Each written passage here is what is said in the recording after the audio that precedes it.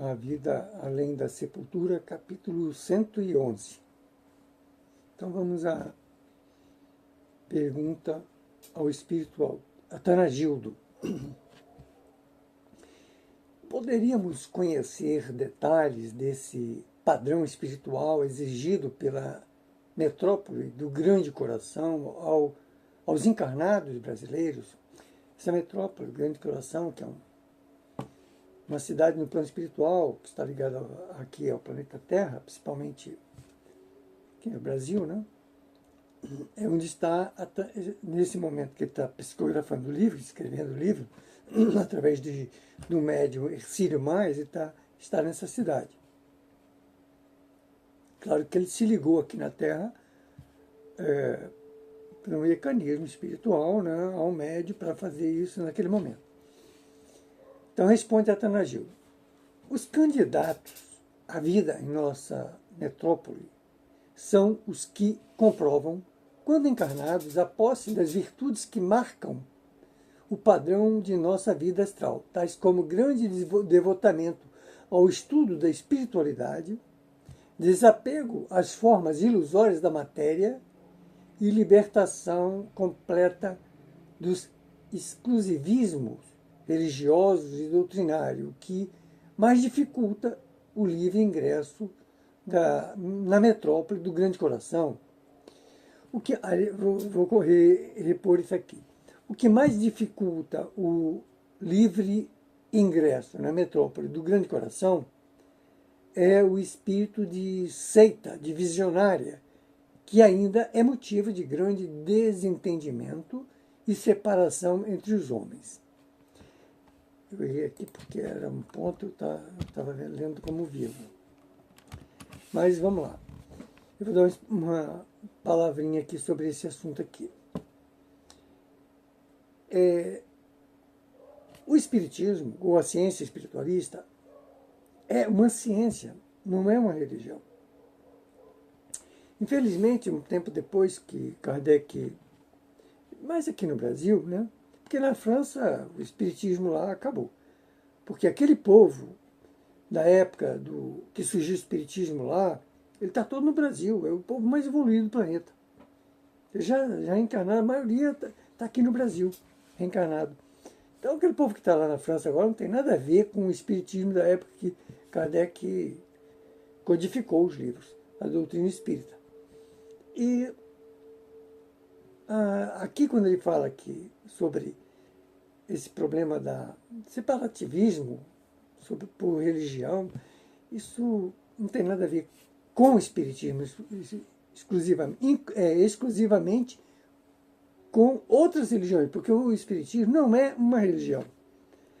Aqui no Brasil, principalmente, né, já há mais de século, criaram a ideia de que o espiritismo é uma religião. Não é religião. Entendeu? Não tem nada a ver. Só que ela se baseia é uma ciência que se baseia principalmente, fundamentalmente, no cristianismo. Porque não tem ninguém mais espiritualizado e espiritualista do que Jesus. O espiritualismo não é invenção de Kardec. Kardec não inventou o espiritualismo.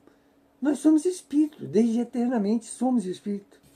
Então, ainda há um preconceito, uma ideia equivocada sobre religião, espiritismo, ciência espiritualista. Mas vamos lá. Outra pergunta. Do que nos dizeis, deduzimos que a metrópole do Grande Coração é também uma coletividade com características racial, pois só atende aos brasileiros desencarnados. Isso é uma pergunta meio tacanha, porque não tem nada a ver uma coisa com outra, mas ele vai explicar aqui. É razoável que vos surpreendais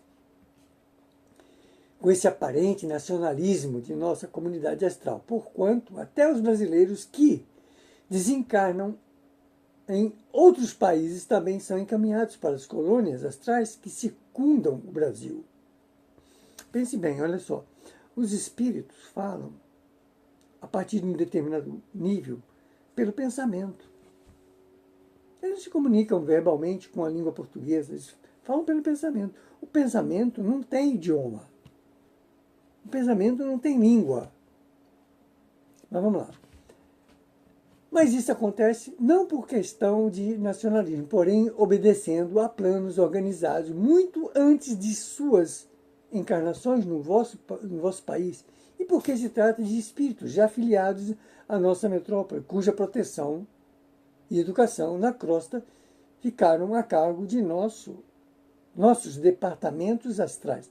Assim também, quando espíritos provindos de outras raças tenham por determinação superior de fazer estágio em nossa metrópole, a fim de nascerem no Brasil, também ficam sob a dependência desta, uma vez que ela é a responsável pelos programas de aprendizados espirituais na zona brasileira de sua jurisdição espiritual.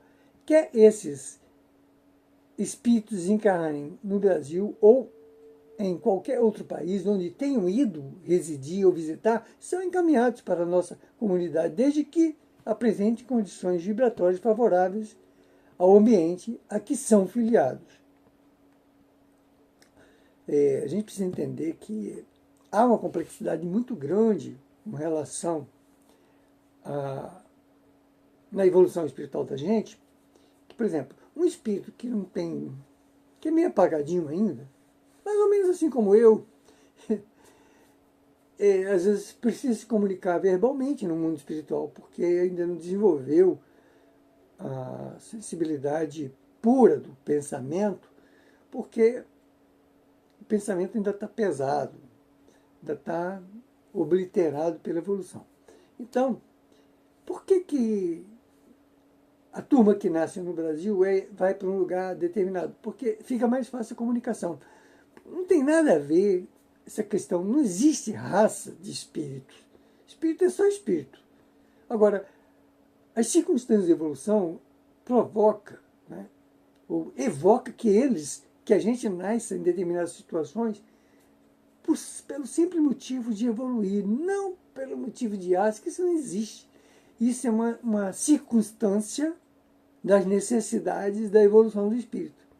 Porque nós somos testados em todos. Para a gente chegar a ser um anjo e evoluir na infinidade da eternidade, a gente tem que passar a conhecer tudo. Esses espíritos evoluidíssimos, eles sabem tudo. Todas as porcarias que a gente sabe aqui, e o máximo que a gente pensa que sabe de conhecimentos de ciência, em todas as áreas, eles já dominam com os pés nas costas. Dizendo um linguajar mais humano aqui. Mas vamos lá. Outra pergunta. Acreditávamos até agora que a separação de raças e os nacionalismos pátrios eram exclusividade da Terra. Responde Atanagildo. Aqui não se cultua nenhum nacionalismo pátrio, no sentido de separação de raças a que pertenceram os espíritos desencarnantes. Isso é secundário, pois os nossos atuais conhecimentos são mais que suficientes para reconhecermos que os países na Terra nada mais significam do que agrupamentos de almas criadas pelo mesmo Criador e destinadas à mesma aventura espiritual. A situação racial é coisa provisória e de somenos importância para a eternidade da alma, quer ela se encontre no mundo físico ou em nosso plano astral. Alma e espírito tem uma significação um pouco assim, diferente do que a gente possa imaginar. Espírito é alma, alma é espírito. Só que a gente se refere, quando encarnado, à nossa alma. No mundo espiritual, ao nosso espírito. Tá? Acho que é bom ficar de uma vez por todas entendido isso aí, para quem ainda não sabe. Quem já sabe, vamos em frente. Os agrupamentos raciais são precisos em vosso mundo, planeta Terra, porque, de início, auxiliam a educação e o progresso dos espíritos ainda imaturos de consciência, que são favorecidos com as preliminares do conhecimento. Nós estamos aqui no beabá, tá, da evolução espiritual. Nós estamos no segundo mundo de baixo para cima, no segundo mundo, dos mais atrasados do universo.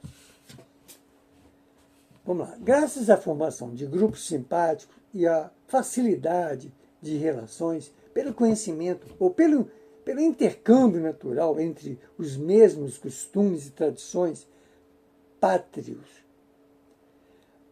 Muito pior seria o caso se esse espírito pátrio, conservador ou defensivo, fosse mantido exclusivamente no seio de cada família, entre a parentela consanguínea, como já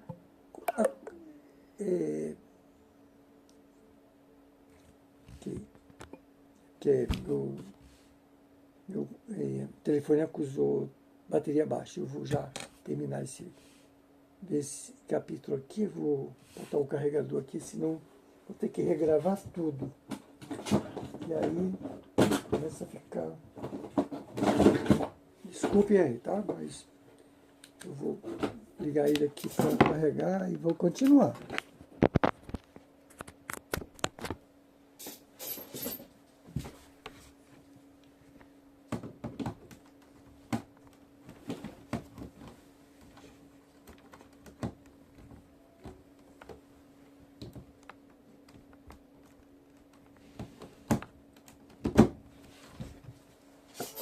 Desculpe aí, gente. Vamos lá. Então, vou continuar só esse pedacinho aqui.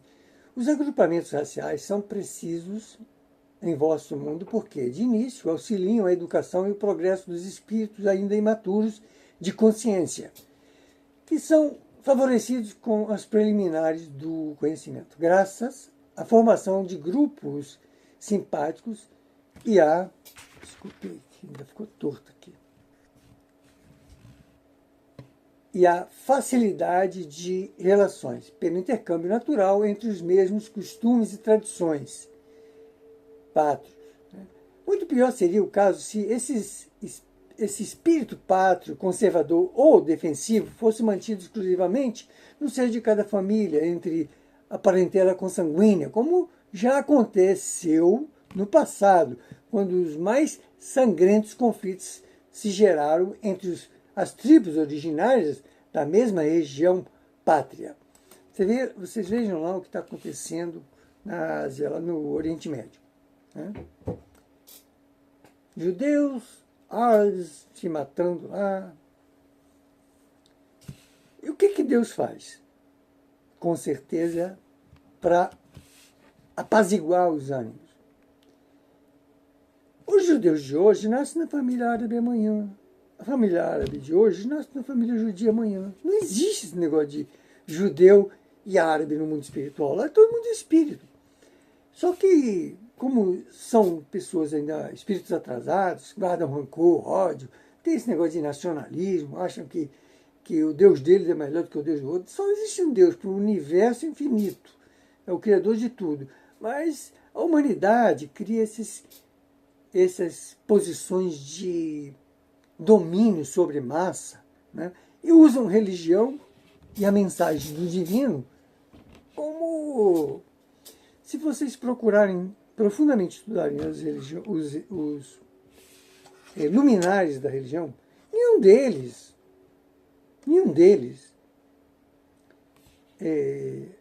a não ser um outro aí, que eu não vou ficar citando o nome aqui para não ofender ninguém, disse assim, se colocou-se como a única coisa mais correta do mundo, que é a religião perfeita. Só aqueles tacanhos, mesquinhos, que enveredaram por esse caminho para domínio de massa. Mas o que foi que Jesus veio dizer na Terra? Anunciar o reino de Deus. Deus, ele não disse o nosso Deus. Você nunca vai ver isso no Evangelho escrito, o nosso Deus é o... Ele fala em Deus. E que veio anunciar o reino de Deus. Quer dizer, o Criador vai estabelecer o seu reino na Terra. E o que ele veio fazer aqui? Qual é a grande mensagem de Jesus, entre outras? O que ele fez com os apóstolos?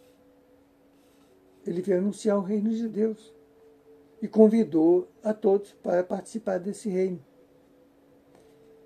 O grande marco dele, depois disso, foi dizer que quando, logo após Judas sair para fazer a traição a ele estava ali reunido os discípulos, só um apóstolo conseguiu captar isso, foi João Evangelista. Está lá no capítulo 13, versículo 34. Ele disse, novo mandamento, porque Moisés tinha dado um mandamento, ama o teu próximo como a ti mesmo. Quer dizer, o amor humano, né? Eu me amo, eu cuido de mim, então. Mas Jesus não, ele trouxe o amor do novo mandamento. Ele diz assim, novo mandamento vos dou, amai-vos uns aos outros, tanto quanto eu, Jesus, vos amei. Ainda deu uma regrazinha, ele disse, nisto conhecerão meus discípulos, se vos amardes uns aos outros, como eu vos amei. Esse mandamento está lá no Evangelho de Jesus, segundo São João, capítulo 13, versículo 34. Quem revelou isso para a humanidade foi Alziro Zaru. Alziro Zaru fez essa grande revelação. Ele veio aqui na Terra para isso. Porque ninguém enxergava. Todo mundo fala, até hoje, a grande multidão de pessoas em todas as religiões cristãs ainda fala, ama o teu próximo como a ti mesmo. Esse mandamento Moisés colocou lá milênios antes. Ele veio por uma época, Moisés. Perfeito, Moisés é um enviado de Jesus aqui na Terra. Mas Jesus depois veio e falou, não, amai-vos como eu vos amei. Mas vamos lá. Então vamos à próxima pergunta. Não seria mais prático que o Espírito fizesse sua ascensão espiritual no seio sempre de uma só raça, o que talvez pudesse apressar os seus conhecimentos pela familiaridade constante no meio em que voltasse a reencarnar? Olha só, isso é um pensamento meio mesquinho, né? Mas é um pensamento, uma pergunta feita ao Tanagildo, ele vai responder. Em cada país existem fatores tradicionais e clima psicológico diferente, que muito auxiliam os espíritos em suas várias encarnações a desenvolverem certas qualidades que depois modelam, pouco a pouco, a configuração de sua consciência no tempo e no espaço.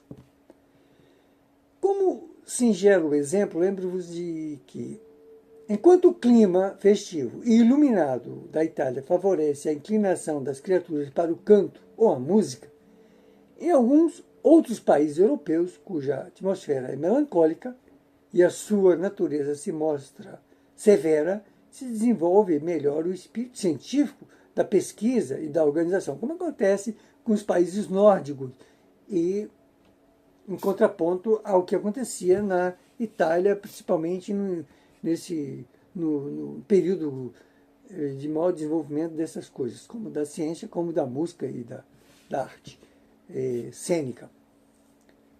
Enquanto o ambiente é tumultuoso e fatigamente objetivo do Ocidente leva os seus habitantes à neurose pelo excessivo dinamismo psíquico, em certas regiões do Oriente, a encarnação significa a dádiva da pausa mística que permite à alma cansada prosseguir no seu aprendizado espiritual sob o conforto do repouso contemplativo, assim como embora as colônias astrais que se encontram mais próximas da crosta coordenem suas atividades de modo aparentemente racial. Não é este o seu objetivo fundamental e nem o fazem por questões de nacionalismo ou separatividade, mas apenas para o melhor supervisionamento e administração dos seus filiados que se congregam em um povo ou país terreno. Você vê, né? Na Índia, por exemplo, há muitos movimentos religiosos lá que é ligado mais ao budismo, a yoga e outras coisas assim, mais contemplativa.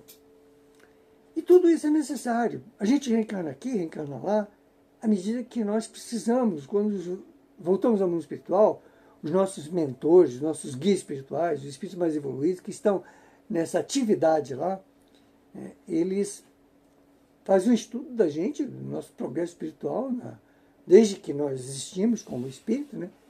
E diz, olha, agora vocês precisam isso, então vai ter que, a sugestão é reencarnar. Você pode não querer também, tá?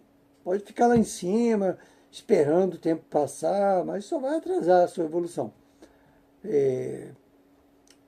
E aí, a docilidade do espírito, que é o que faz o espírito, né, progredir mais rápido, se acomoda dentro dos objetivos, dos padrões da evolução espiritual, e à medida que a gente se torna mais dócil, segue a orientação. Porque todos vamos ter que passar por isso, não adianta. Ninguém vai a Deus sem evoluir em todo tipo de atividade, conhecimento, de dom. Não vai chegar assim, a se aproximar do Criador se não passar por tudo isso. Mas vamos em frente, finalizando aqui, ficou longa essa, mas fiz vários comentários, tudo bem. A Vida Além da Sepultura, capítulo 111.